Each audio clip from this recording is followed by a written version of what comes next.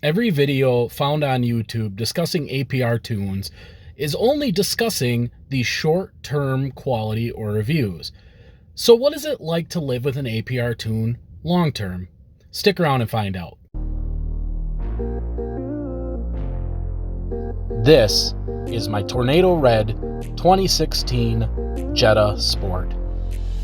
After an exhaustive 6-month search, I found one in the color that I wanted and also a manual transmission.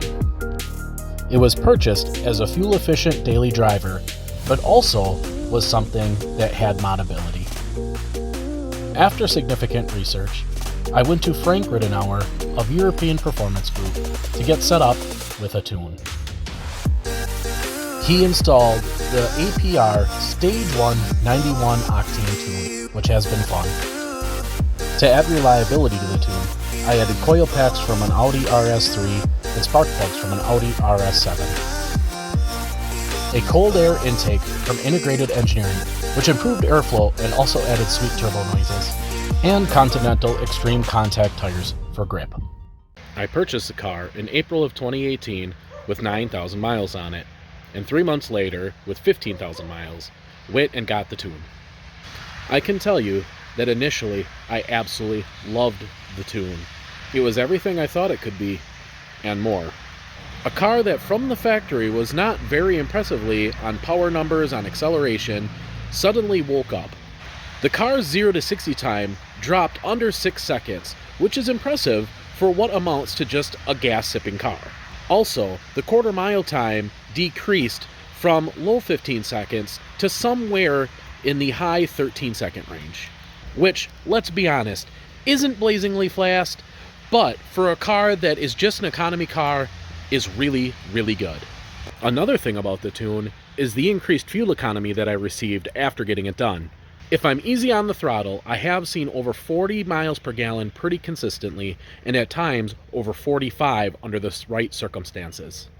With the increased fuel economy and the ability to outrun cars much faster than itself from the factory, you would think that getting the APR Stage 1 tune for your Jetta would be a no-brainer.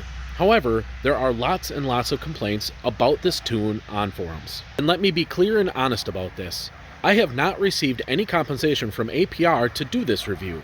I chose to go with APR based solely on the opinion of an expert tuner in my area. Now, if we jump forward to today, my car has 122,000 miles on it, which means that I've put 107,000 miles on that tune. So, what has it been like to live with APR's Stage 1 91 octane tune for 4 years and 107,000 miles? The short answer is great. So I think I've pretty thoroughly covered the pros of getting this tune, so I should probably move on to the cons, which there are a few. The first con, and the one that I knew I was going to run into, is my clutch life. I was very much prepared to run into an issue with the longevity of my clutch. At my current mileage, my clutch is doing okay, but you can definitely tell that it's starting to run into some issues. I get some light slipping very occasionally on hard acceleration and sometimes randomly on highway acceleration. But the slipping is very modest, and I do think that I have probably another 30 to 40,000 miles of life left in the clutch. Also, bizarrely, I've run into an issue that my car no longer automatically primes my fuel pump when I open the door, which means that I manually have to turn on the ignition, wait for a few seconds, and then start the car. Otherwise, it does have issues starting. Now, I don't know if this is directly related to the tune or if it just happened randomly. However, it happened at exactly the same time that I got the tune. So I've never heard of this happening with the tune, but I can't exactly rule out that the tune itself did not somehow turn off my car from auto-priming the fuel pump. Lastly, it's understanding that the tune is going to affect the longevity of my turbo as well. Now, I haven't been able to find any information on how much the boost has been turned up from stock to going to Stage 1, but we know it has significantly increased and therefore is going to affect the longevity of the life of the turbo. And to be honest, I'm fine with that. That's the trade-off that's made when you take a vehicle from being stock and you start modding it. There is one last thing that I would like to talk about, and it's not exactly a con, nor is it a positive, and it's the fact that I took a vehicle that was stock that ran 87 octane and have now made it only able to run on 91 octane or higher. And with how expensive fuel has gotten, that may be a major concern to some people who are considering this tune. However, APR does offer an 87 octane tune, so that might be better for those of you who are concerned about fuel prices, and honestly, it is only a difference of about 10 horsepower. Conversely, you might decide that the 93 octane tune is better for you, as if you're going already through all of the stuff to deal with 91, you can get the added power benefit of the 93 tune. And that's fine as well. Now, personally, I didn't go with a 93 octane tune only because I live in Wisconsin and I don't live in a major market such as Milwaukee or Madison where finding 93 octane is relatively easy.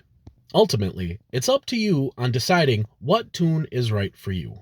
I only have experience with the APR tune. However, it is significant experience. And let's be real, the cons that I've listed will still be the same across the board no matter what tune you go with.